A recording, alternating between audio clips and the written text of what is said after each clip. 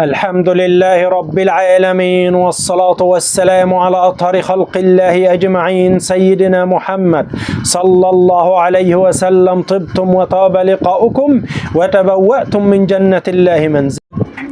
رؤية صيد الأوز في المنام علامة، والله أعلى وأعلم، على زوال الهموم والتخلص مما يمر به صاحب الرؤيا من مشاكل وأحزان في الحياة. عندما ترى المرأة المتزوجة أنها تصطاد الأوز يكون دليل على اقتراب حملها وولادتها، والله أعلم. الشاب الأعزب رؤيته لصيد الأوز في المنام علامة على زواجه من فتاة كان يتمنى الزواج منها، والله أعلم. رؤية صيد الأوز علامة على تحقيق ما يرجوه صاحب الرؤيا من هدفات ومن طموحات في الحياة. رؤية الرجل في منامه أنه يصطاد الأوز بشرى له بحصوله على عمل مناسب أو ترقية في العمل، والله أعلم. رؤية المرأة الحامل للأوز الأبيض علامة أنها ستلد أنثى، والله أعلم. رؤية الفتاة العزباء للأوز الأبيض علامة على زواجها من رجل ثري له ثروة كبيرة وميسور الحال، والله أعلم. الشاب الذي يرى في منامه وزة بيضاء دليل على اقتراب زواجه من فتاة حسنة وجميلة، والله أعلم. عندما ترى المرأة المتزوجة الأوز الأبيض يكون إشارة على اقتراب حملها ورزقها بطفل جديد في الدنيا، والله أعلم. في المنام تدل رؤية الأوز الأبيض على الحياة المستقرة والشعور بالأمان وراحة البال، والله أعلم. رؤية المرأة الحامل للأوز الرمادي أو الأسود إشارة أنها ستلد مولود ذكر، والله أعلم. رؤية الفتاة العزباء للأوز الأسود علامة على فراقها عن أهلها وأنها تتغرب عنهم، ولكنها في نفس الوقت تفشل ولا تنجح في الحياة، والله أعلم. الشاب الأعزب الذي يرى الأوز الأسود في المنام علامة على الاضطرابات التي تحدث له في الحياة.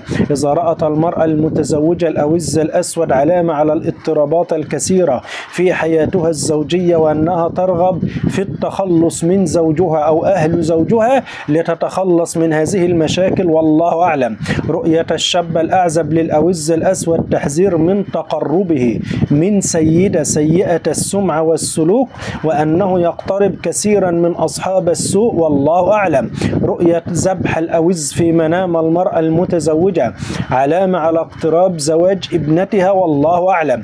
عندما يرى الرجل في منامه أنه يذبح الأوز دليل على نجاحه في عمله وكثرة المكاسب المادية التي يحصل عليها من ذلك العمل، والله أعلم.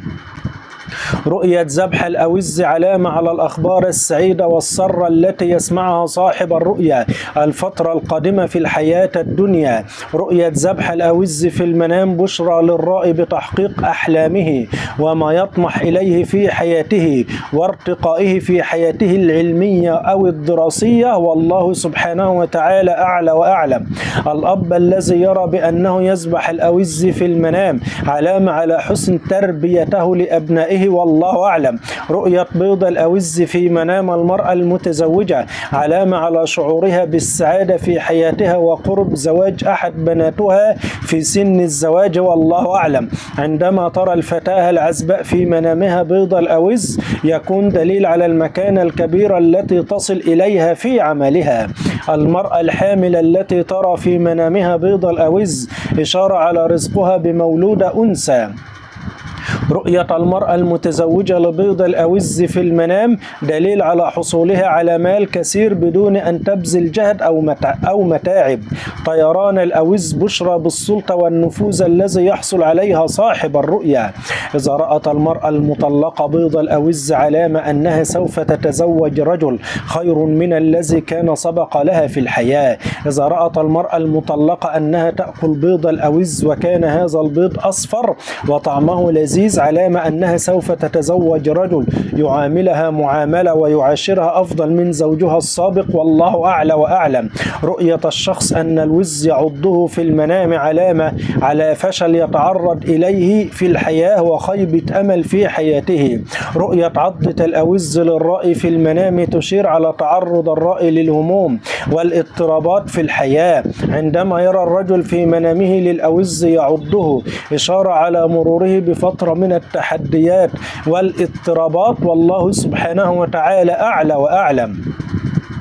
رؤية هجوم الأوز على الرجل المتزوج في المنام علامة على كثرة طلبات زيجاته ونساء بيته وضيقه من ذلك الطلبات بكثرة، والله أعلى وأعلم. عضة الأوز للرائي في المنام علامة على وجود امرأة تنصح للرائي وتشير عليه في حياته وتعاونه في أمور الحياة، والله أعلم. إذا رأى الرجل المتزوج أنه يأكل بيض الأوز وكان في عمله علامة على مكاسب كبيرة في ذلك العمل لذلكم الرجل، والله أعلم. رؤية الأوز الميت في المنام علامة على وجود امرأة قاسية في حياة صاحب الرؤيا. رؤية الرجل موت الأوز علامة على ترك الرائي لعمله وأنه يعاني من الهموم والديون، والله أعلم. رؤية الوز الميت في المنام دليل على اضطرابات مادية تحدث للرائي في حياته، والله أعلم. عندما يرى الشخص بأن ميت يذبح أوز في المنام علامة على خير ورزق كبير يأتي إلى حياة هذا الميت وعائلته، والله سبحانه وتعالى أعلى وأعلم.